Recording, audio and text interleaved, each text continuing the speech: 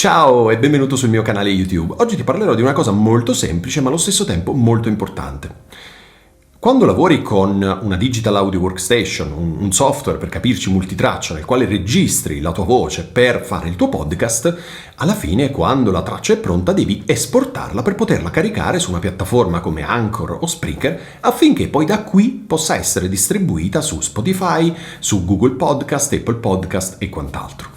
Come fare? Il procedimento è molto semplice, io te lo farò vedere su Reaper, la Digital Audio Workstation che utilizzo io per i miei podcast, ma stai tranquillo perché il procedimento è lo stesso su qualunque piattaforma, qualunque software, qualunque Digital Audio Workstation tu utilizzi per fare i tuoi podcast. Quindi ti farò vedere in questo breve tutorial come fare in modo che il tuo podcast suoni bene, così come la piattaforma che stai utilizzando, ripeto, Anchor, Spreaker, che sia, ti richiede appunto di caricare il file.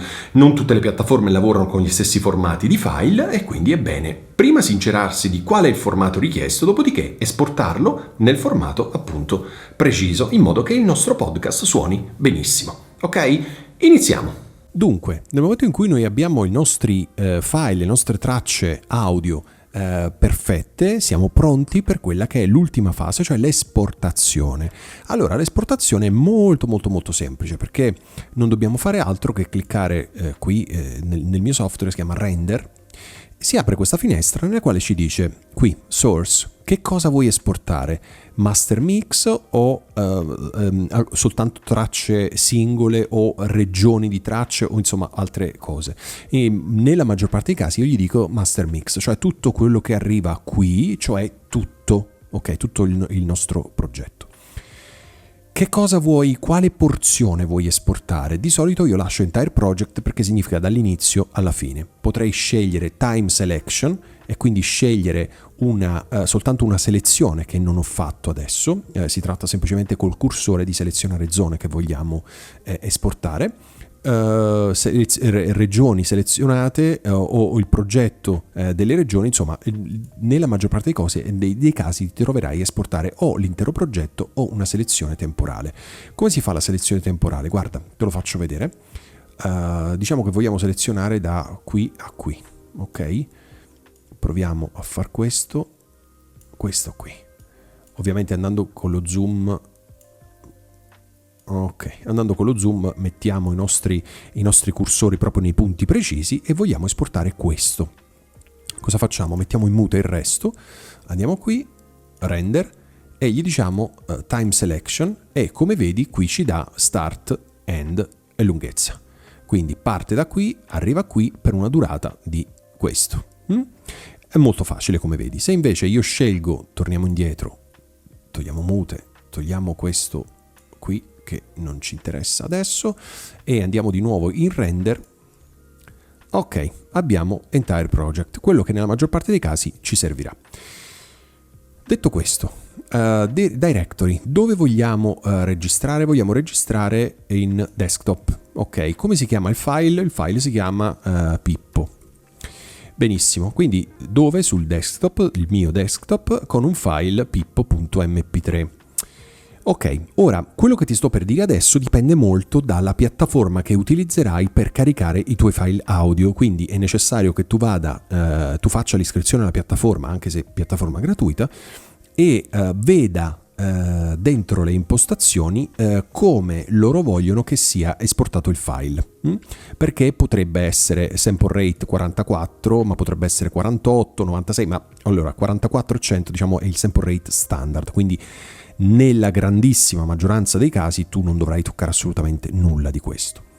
Però ti ripeto, per molte di queste opzioni conviene fare riferimento alle impostazioni della piattaforma che utilizzerai per caricare i file. Channels stereo, perché il tuo progetto è stereo. Se è vero che la voce è mono, però avrai anche una musica di sottofondo, avrai anche un'altra voce o soltanto la tua voce e la musica, avrai un progetto stereo.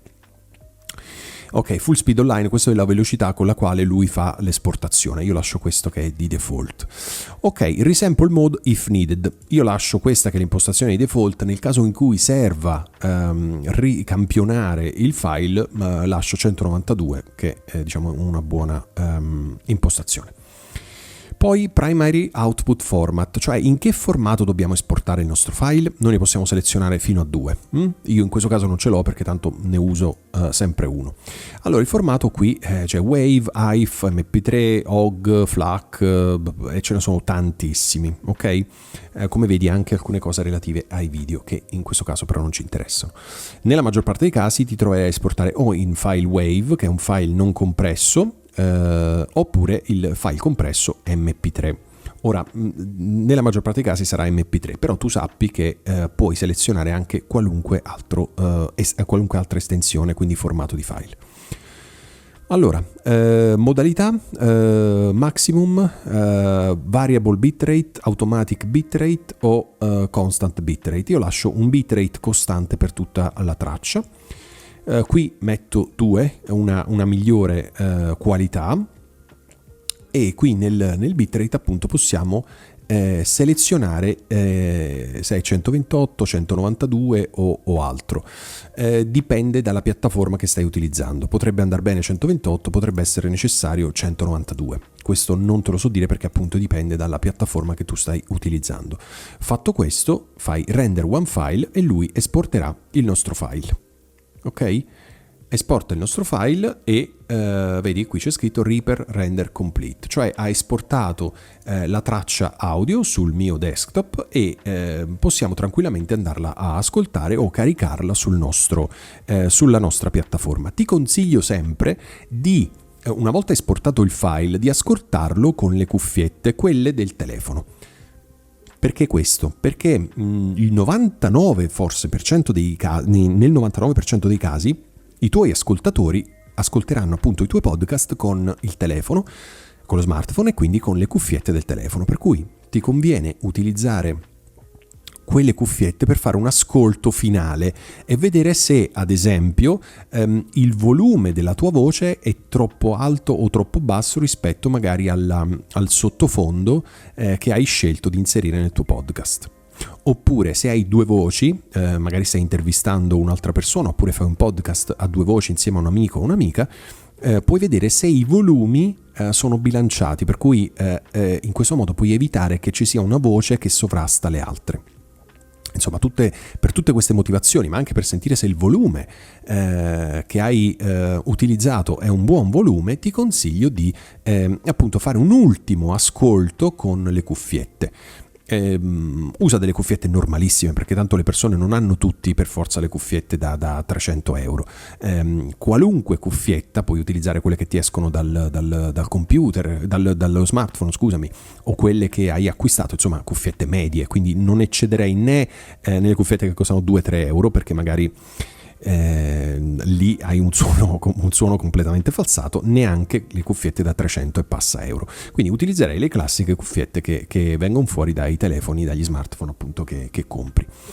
E questo è l'ultimo passaggio che è necessario per appunto esportare il nostro file prima di caricarlo sulla piattaforma che abbiamo scelto. Spero che questo video sia stato di tuo gradimento e che adesso tu abbia le idee un po' più chiare su come esportare il tuo file audio, una volta editato, una volta finalizzato, prima di caricarlo online e di distribuirlo. Bene, se questo video ti è piaciuto, ti chiedo di iscriverti al mio canale su YouTube, cliccare sulla campanellina in modo tale che ogni volta che pubblicherò un nuovo video, circa una volta a settimana, sarai avvisato e potrai vederlo. Per oggi è tutto, ti ringrazio, ciao!